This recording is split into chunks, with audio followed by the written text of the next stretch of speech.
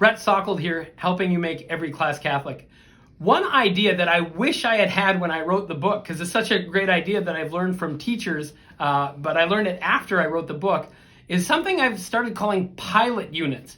Teachers wonder, do I need to get something explicit about Jesus or the teaching of the church into every single lesson plan? And no, you don't.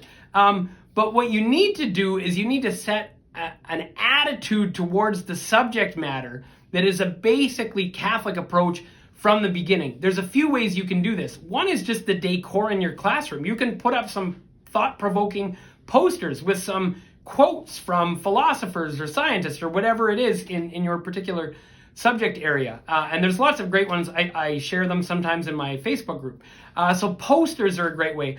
One idea that has emerged over and over again in my work with teachers is pilot units. The idea that at the beginning of a semester of a given course, you would have a unit or even a mini unit, 2 to 3 days at the front end of a course to start thinking about the subject matter from a Catholic point of view that informs the rest of what you do. The first time this happened was in world languages. So I was working with Spanish teachers, and it came up independently in more than one group of Spanish teachers, the idea of looking at the biblical story of the Tower of Babel, right? So if you know the story of the Tower of Babel, it's this metaphor for the breakdown of human community. Humans in their pride try to build a tower to the heavens, and pride leads to breakdown, and the symbol of that breakdown is that God confuses their language. They can't communicate with each other, and so their project is left unfinished. Now, the follow-through in the New Testament to the Old Testament story of Babel is Pentecost. But Pentecost is interesting. It's not a perfect reversal of Babel. In Babel, at the beginning, everyone is speaking the same language. And then their tongues are confused and they can no longer speak to each other and hear one another. Now, if Pentecost was a perfect reversal of Babel, everyone would go back to speaking the original language.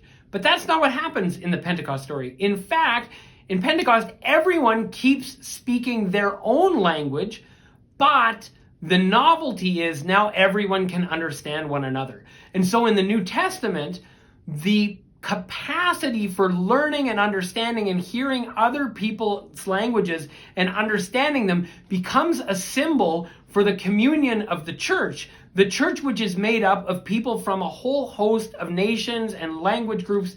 And so it becomes a kind of reconciled diversity.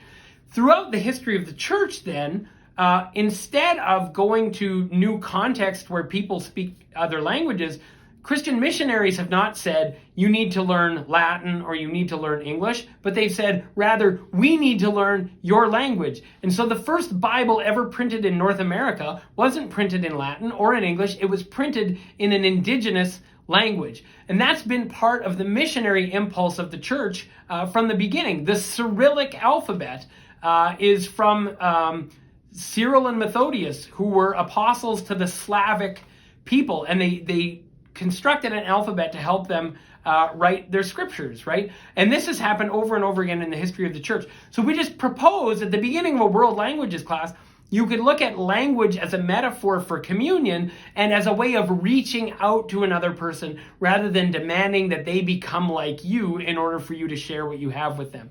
You can do this same idea in any class.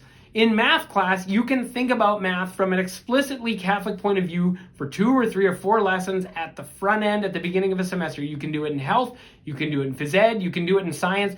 And when you do it, you're going to set up questions in the minds of the students so that when the particular content you're responsible for teaching in the 5th week of the course or whenever it is touches on something that matters to them, there's already a framework for approaching the subject area.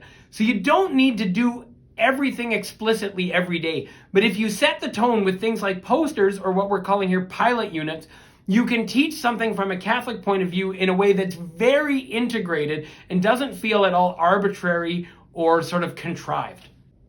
Thanks so much for watching. If you found this helpful, why not share it and help someone else make every class Catholic?